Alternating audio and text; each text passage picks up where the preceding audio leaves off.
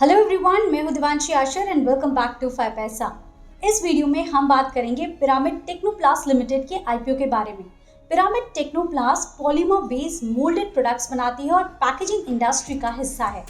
इस वीडियो में हम डिस्कस करेंगे आईपीओ की सारी डिटेल्स, कंपनी और इंडस्ट्री का ओवरव्यू, कंपनी की स्ट्रेंथ्स, वीकनेसेस और फाइनेंशियल्स भी डिस्कस करेंगे। शुरुआत करते हैं आईपीओ की डिटेल्स के साथ। तो पिरामिड टेक्नोप्लास्ट लिमिटेड का आईपीओ 18 अगस्त को खुलेगा और 22 अगस्त यानी ट्यूसडे को क्लोज होगा।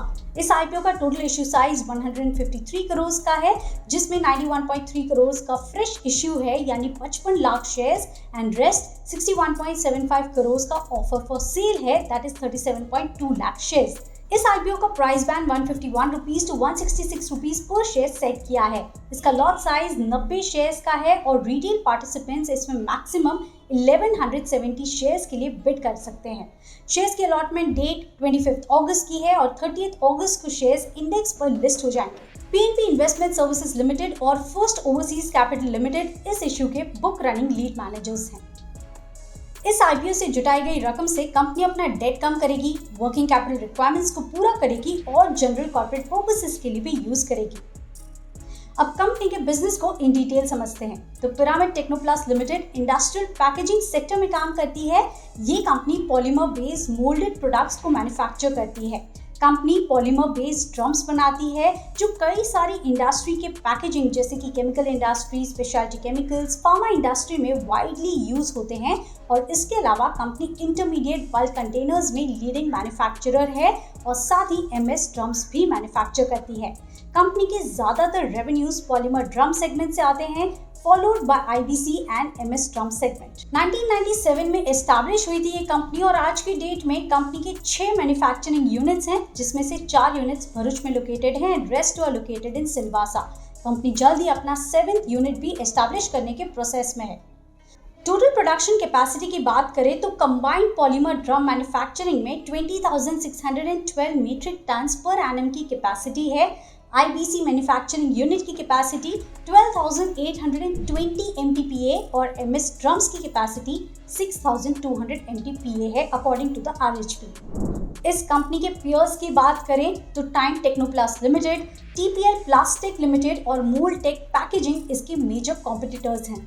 चलिए अब इस इंडस्ट्री को भी देखते हैं। तो इंडिया की packaging industry as of today 5th largest है और काफी रैपिडली ग्रो भी कर रही है। Packaging industry association of India के अकॉर्डिंग इस इंडस्ट्री में 22 से लेकर 25% की सीएजीआर ग्रोथ एक्सपेक्टेड है। रिसेंट ईयर्स में पैकेजिंग इंडस्ट्री ने इंडिया के टेक्नोलॉजिकल एडवांसमेंट्स और इनोवेशन में सिग्निफिकेंटली कंट्रीब्यूट किया है और कई सारे सेक्टर्स जैसे एग्रीकल्चर, एफएमसीजी और मैन्युफैक्चरिंग के डोमेन में वैल्यू ऐड की है और इसी की वजह से इंटरमीडिएट बल्क कंटेनर्स की डिमांड में काफी रैपिड ग्रोथ देखने मिली है। सिमिलरली पॉली ड्रम्स की डिमांड भी काफी इंक्रीज हो रही है।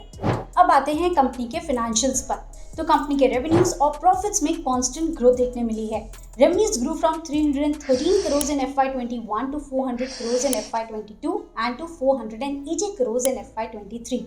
Profits grew from 17 crores in FY21 to 26 crores in FY22 and to around 32 crores in FY23, यानी पिछले 2 साल में लगभग प्रॉफिट्स डबल हुए हैं। और मार्जिन्स की बात करें तो 10 से 11% के बीच रहे हैं इन लास्ट 3 years। कंपनी के assets grew from 153 crore in FY22 to 226 crore in FY23। अब कंपनी के स्ट्रेंथ की बात करें तो सबसे पहले कंपनी काफी वेल पोजीशन्ड है इन द इंडस्ट्री और कंपनी का जो कस्टमर बेस है वो भी काफी डाइवर्स है, which is positive. Company has comprehensive product portfolio which again is positive और कंपनी की जो मैन्युफैक्चरिंग यूनिट्स हैं वो स्ट्रेटेजिकली लोकेटेड हैं, जिससे वो अपने कस्टमर्स तक जल्द ही पहुंच पाते हैं। कंपनी के जितने भी यूनिट्स हैं वो ISO सर्टिफाइड हैं एंड हेंस क्वालिटी का कोई इश्यू नहीं होता है। अब रिस्क की बात करें तो इस इंडस्ट्री में usually higher working capital required होता है, which is slightly negative. Company का कस्टमर्स के साथ कोई लॉन्ग टर्म कॉन्ट्रैक्ट नहीं होता and hence uncertainty in revenues and profits. FY22 में कंपनी का कैश फ्लो एक बार नेगेटिव हुआ था एंड आगे भी कैश फ्लो नेगेटिव हो सकते हैं, रिमेंबर दैट। गवर्नमेंट पॉलिसीज में चेंजेस जैसे पॉलीमर बेस्ड पैकेजिंग पे कोई भी बैन लगने से कंपनी के रेवेन्यूज और प्रॉफिट्स पर इम्पैक्ट पॉसिबल है एंड बाकी general business and external risk exist करते हैं। तो हमें जल्दी से बता दीजिए क्या आप इस आईपीओ में अप्लाई करने वाले हैं? Tell us in the comment section and thank you for watching this video. Video अच्छा लगा हो तो लाइक और शेयर जरूर करें and don't forget to hit the subscribe button.